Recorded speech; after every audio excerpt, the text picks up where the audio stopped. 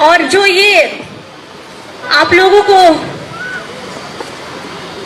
आपका हक एक ब्यूटीफुल गिफ्ट रैप में होके वुमेन्स डे से पहले मिल रहा है, जो हमें मिल रहा है, इसके लिए बहुत बहुत धन्यवाद आप लोगों का। क्योंकि आपने अगर पहल नहीं की होती तो शायद किसी ने कोई आपको देने वाला भी नहीं होता। तो जो आपकी जरूरत है आपने उसको अपने मन से खुले तौर पे सामने में रखा और आपकी भावनाओं को, आपकी जरूरत को लोगों ने समझा। और ये समझ के, ये जान के बहुत खुशी हो रही है कि पढ़ी लिखी महिलाएं अपना हक लेना भी जानती है और दिलवाना भी जानती है। और आप लोगों के लिए भी कि हम लोगों को सहने के लिए 365 दिन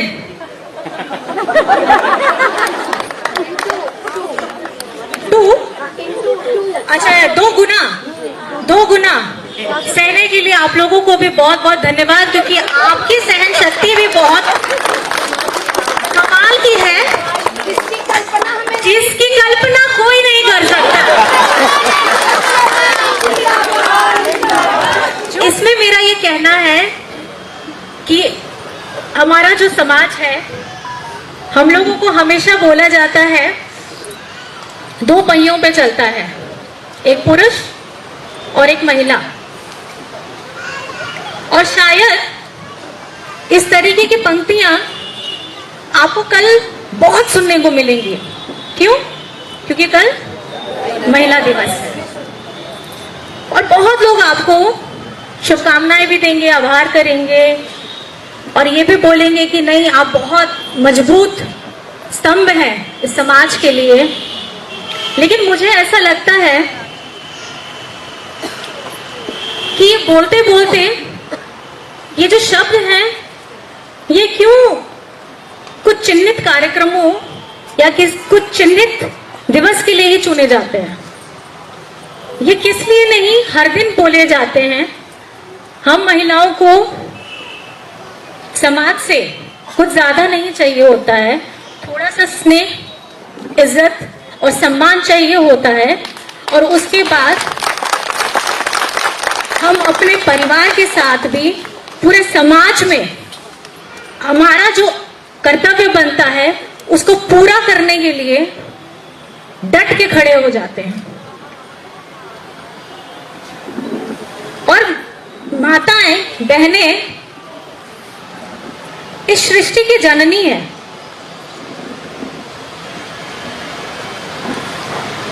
अगर आप लोग देखें, बुरा मत मानिएगा आप लोग, मेरा भी बेटा है, 2 बेटे हैं, उसकी जननी मैं, हम 2 बहनें हैं, उसकी जननी माँ।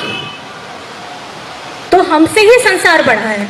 इसमें ये चीज हमेशा हमेशा ध्यान रखिएगा कि आप कमजोर कभी नहीं हैं।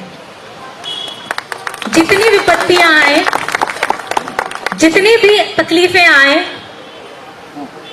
आपके पारिवारिक क्षेत्र में हो, आपके कार्य के क्षेत्र में हो या कहीं पे भी हो, आपको आत्मविश्वास कभी कम नहीं करना है।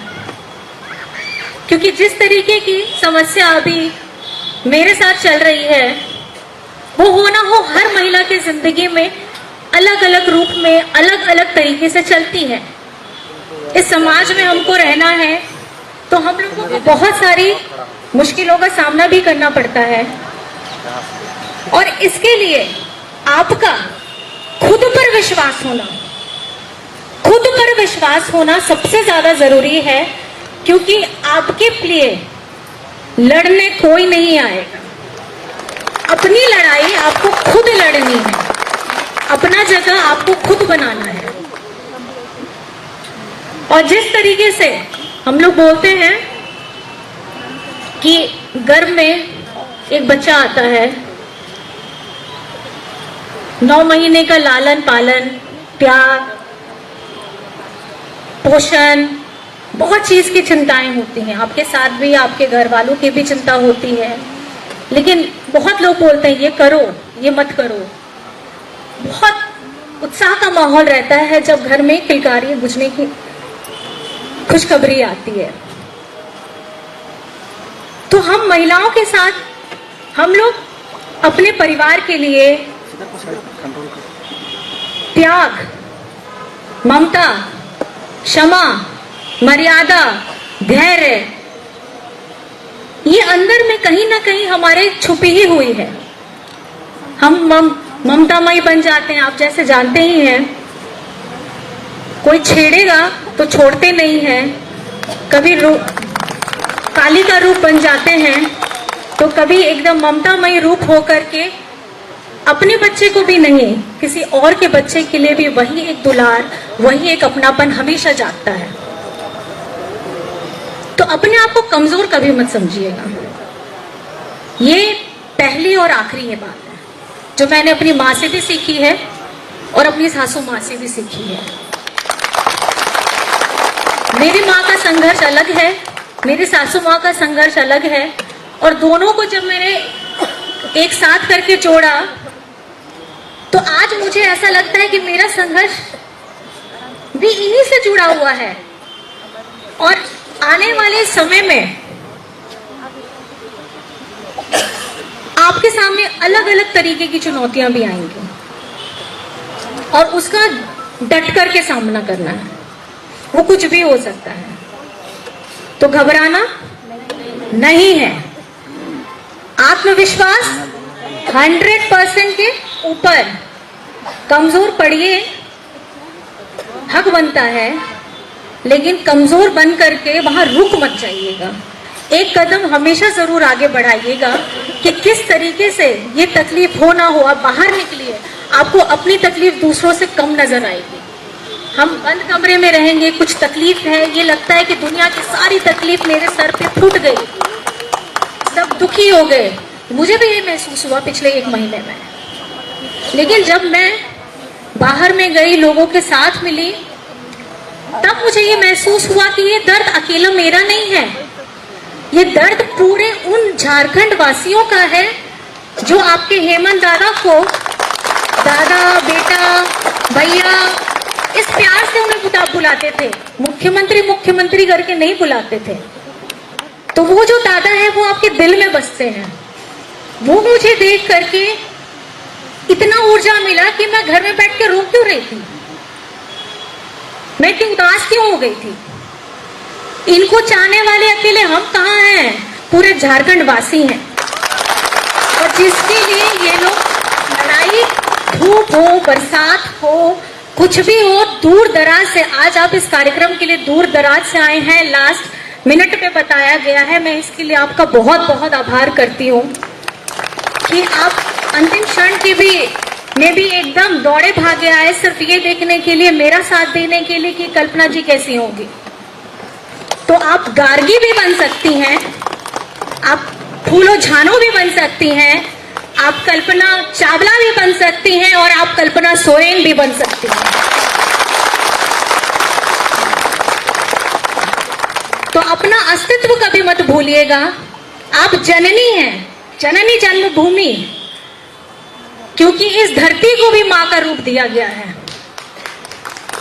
तो इस मां का रूप सृजन करने के लिए है, बढ़ावा करने के लिए है, प्रगति करने के लिए है। और जितनी भी माताएं बहनें सब आई हैं, आप लोगों को कोटि कोटि प्रणाम।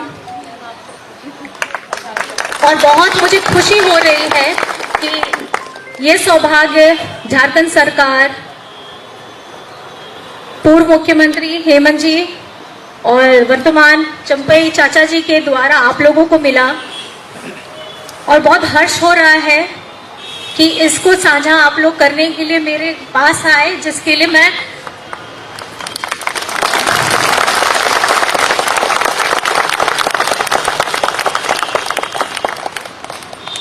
और सबसे ज्यादा ये कि सरकारी व्यवस्था में तो चलिए आप लोगों को ये मिल गया। जैसे बहुत सारे मेरे दोस्त हैं, मैं इंजीनियरिंग बैकग्राउंड से हूं, तो मेरे बहुत सारे सॉफ्टवेयर इंजीनियर्स हैं, मल्टीनेशनल कंपनीज में काम करते हैं। आप जैसी सुविधा उन लोगों को नहीं मिल पाई है।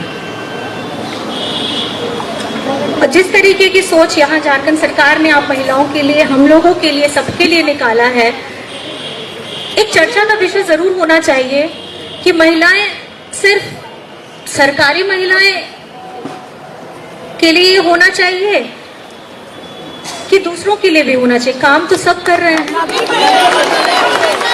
तो इसको थोड़ा सा सोचा जाए और थोड़ा ये भी किया जाए कि सब की लड़ाई अपनी है, लेकिन मिल के लड़िएगा तो जल्दी मिलेगा, अकेले लड़िएगा तो थोड़ा कष्ट ज्यादा करना पड़ेगा।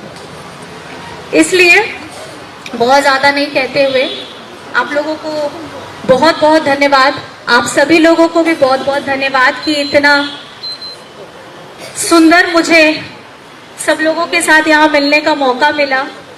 और आप लोग निराश नहीं होइएगा, मैं अभी यहाँ हूँ और हमेशा रहूंगी आप लोगों के लिए। अगर आप लोगों को किसी भी तरीके की कुछ भी शिकायत रहेगी तो आपके लिए दरवाजे खुले हैं। धन्यवाद। जिंदाबाद जिंदाबाद।